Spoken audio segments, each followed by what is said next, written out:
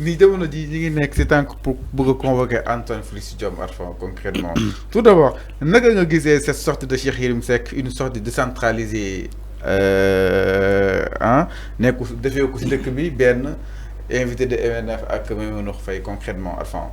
Cheikh Yérim Seck waxuma une fois fu muy waxee ba ñu sénégalais ne wax na dëgg.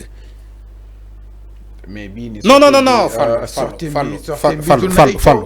Fallou junna ay coow quand même Fallou Cheikh Yérim Seck musul toog ci plateau di ngang gémminam di wax ba pare wax dëgg. Il n'a jamais dit la vérité ce gars-là. Non, non seulement il n'est pas crédible, le fait d'être journaliste Cheikh Yérim Seck ak jaar-jaar bu mu am c'est la honte. C'est tellement honteux. Moi quand je l'écoute, man je ne le regarde même pas. Sama télé man maa ko moom. Sama télé kër ga man maa ko moom. Su may zappé ci teen sénégalais yi ba ma gis Cheikh Yérim Seck ci émission damay zappé damay continuer je ne le regarde même pas je l'écoute même pas ci ay nit lay déglu après ma dem su ma déggee ni que wax nañ Njombe ci laay dem di déglu ay neen Antoine Félix Diome leen bëgg mais ci loolu laa bëgg a ñëw justement. Allez-y. ci loolu laa bëgg a ñëw justement. mais balaa muy wax ci wax Antoine Diome lan la wax ci Khalifa Sall ba Khalifa Sall woote en direct ci émission bi heureusement dañ ko ne émission boobu c'est une émission retransmise nekkul en direct ba mu nekkee ak Maimouna Ndour Faye mais am na lu mu wax ci Khalifa Sall lan la waxul ci Khalifa Sall suivre nga émission boobu. mais ñoom ñaar déggoo nañ téléphone à la. mais dama ne Khalifa woo na ko mu bañ a jël on a des sources qui parlent de ça. ay nit yi ay jege ñaali Khalifa mais loolu laay wax da nga ne mujjee nañu. Khalifa l'a dit des choses pour moom mu xam loolu. ni que booy fen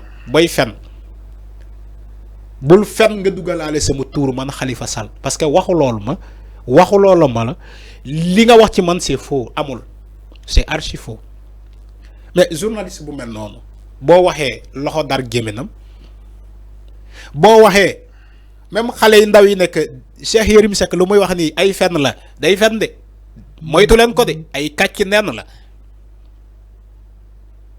ci continue de parler il fait la honte de la presse c'est Cheikh Yérim Seck. Non, mais c'est la honte. Mais chaque jour day ne waaye day def ay révélation xam nga lu mu wax ci Antoine Diome du révélation la bëgg a wax waaye ñu ngi ci ay tractation pour convoquer Antoine Diome mais boo waxee loolu sénégalais yi dañ lay laaj preuve yow foo jëlee xibaar boobu ñan ñoo la wax loolu. Est-ce que fekkee nga fu ñu toog di waxtaan bay naan dañoo war a convoquer Antoine Diome. Cheikh Yérim Seck taxaw na fi ne waaye xeex amoon na biir palais xaw ma lii amoon na le gars il raconte du n'importe quoi. Peut-être il a des sources. Non, il n'a jamais eu de source. Jamais. nee naa la boo jëlee Sénégal ba mu daj journaliste bi ëpp ay convocation ci ay délit de diffamation c'est Cheikh Yérim Seck. journaliste bi ëpp ñuy condamné ñuy jàpp prison ci ay diffamation c'est Cheikh Yérim Seck amul keneen il n'a pas égalé amul ko égalé record bi mooy journaliste bi ëpp nu ñu arrêté ci ay diffamation c'est lui c'est Yérim Seck xam nga lan moo ko waral wax lu dul dëgg manipulation yaakaar ni que yow da nga am xam-xam alors que da nga nekk di nax sa bopp benn xam-xam amoo ko. Je ne l'écoute même pas parce qu'il n'est pas crédible à mes yeux. Je suis désolé de le dire. Hein. Je suis désolé de le dire. Mais Cheikh Yérim Seck ne m'inspire pas confiance. Il m'inspire même pas d'ailleurs. Du royukaay ma wax ko ci baatu wolof. ci askanu journaliste Cheikh Yérim Seck du royukaay kenn mënu roy ci moom booy roy ci Cheikh Yérim Seck kaso ngay jëm. da ngay dem kaso parce que journaliste boo xamante ne du wax dëgg dafay manipuler dafay wax lu ko neex. nga ne daal invité daal si émission bu ñuy préparer la. waaw non dañ koy préparer. moom ak Maïmouna Ndour Faye dañuy préparer cette émission. jigéenam la nag jigéenam la. non cette émission dañ koy préparer. te nekkul si réew mi.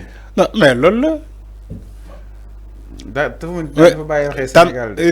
tànd Cheikh Yérim Seck micro mu wax njombe ba pare mu tëj émission yi dem yoonam njombe parce que njombe lay wax du wax daray dëgg loolu mooy Cheikh Yérim Seck. xam nga fan laa pare ci Cheikh Yérim Seck quand il a voulu défendre Macky Sall, il dit s'il faut tuer 90 personnes de Sénégalais pour que Sénégal nekk ci état de droit mooy par rapport au dossier Ousmane Sonko Adji Sarr il faut le faire. Tuer 90 personnes pour les 10% ñu mën a fonctionner ci état de droit ci le dossier Adji Sarr. Cheikh Yérim Seck est d'accord pour ça. C'est lui qui l'a dit. Comment un Sénégalais peut dire ça? Tuer 90 personnes de Sénégalais, 90% de Sénégalais. Le gars, il est laborieux. Franchement. Fallou, boo bëggee dëgg-dëgg. ñu jàll ci beneen sujet parce que Cheikh Yérim Seck n'est pas crédible. Mais Antoine Félix Diome Arfan, vraiment, son nom revient tout le temps. Vraiment, Antoine Félix Diome Arfan. Ñi naan la ñuy xaar si moom ñuy jàpp ni en tout cas, qu'est-ce qu'on peut retenir exactement sur cet homme? Oui, xam nga Antoine li ma doon wax ci jamono yële sama kaddu ci jamono yële. laay firndeel tey parce que man je ne change pas de discours. bi may taxaw di naan Antoine Diome doit rendre compte Tanor Thiendella Fall doit rendre compte El Hadji Issa Sall bi nekkoon CDC doit rendre compte Serigne Bassirou Gueye doit rendre compte l'ancien procureur Abdou Karim Diop doit rendre compte à ce pays y compris Macky Sall et les autres Fall laa nekk ba tey même Ismaïla Madior Fall doit rendre compte. Je suis dans la logique là. dafa am li tam ma wax loolu c'est pas parce que Antoine Diome moo ma neexul déedéet je n'ai rien contre Antoine Diome je n'ai rien contre Serigne Bassirou Gueye je n'ai rien contre Macky Sall mais il s'est trouvé que ils étaient au cœur de l'État ils étaient au niveau des responsabilités de l'État Fallou. Ils étaient au niveau des décisions de l'État. C'est des décisionnaires. Antoine Diome, au sein des ministres de l'Intérieur, c'est un décisionnaire. Au niveau de la sécurité, de l'intégrité du territoire national. Momo donne assurer Karangegi, la défense, la mission d'intégrité. Il était au cœur du système, Antoine Diome. Mais au final, ils ont tué dans ce pays plus de 80 jeunes. Voilà le bilan macabre. C'est un bilan macabre dans leur gestion. Plus de 80 jeunes Sénégalais ont perdu la vie dans les manifestations. Et Antoine était un décisionnaire. Alors, c'est clair. Est-ce que Dengue Légui, l'air n'a la Légui, c'est d'où l'importance d'être convoqué et d'être entendu sur ce dossier-là. Ok, c'est clair. Donc, en résumé, Antoine Diome doit être convoqué comme tout le monde. Convocation ne veut pas dire arrestation. Mais chaque jour, qui le jargon de droit. Convocation ne veut pas dire arrestation. Nit dañ koy convoquer pour entendre ko ci un dossier mota mané la dans un état de droit té li yépp xewon fi Antoine mérite d'être convoqué. Alors mi non ñu évoluer. Tanor Thiendella Fall mérite d'être convoqué.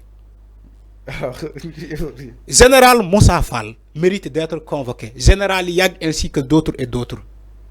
Je dis pas des arrestations, je dis convocation. Des convocations. Alors c'est clair, mi non par rapport à li nga xamné que modi mirmi ak li nga xamné que modi justement tolluwaay ma leen fàttali seen émission ba tey li nga xamné que modi justement le truc de matinal enfin yëf yi mën ko fay c'est bon. Alors aussi ma leen fàttali aussi di jaajëfal aussi téléspectateurs yi monsieur Meng ñu lay jaajëfal bu baax a baax yaa ngi ñu seetaan merci beaucoup encore une fois borom Ada alors enfin ñu ñëw si benn point sans plus tarder.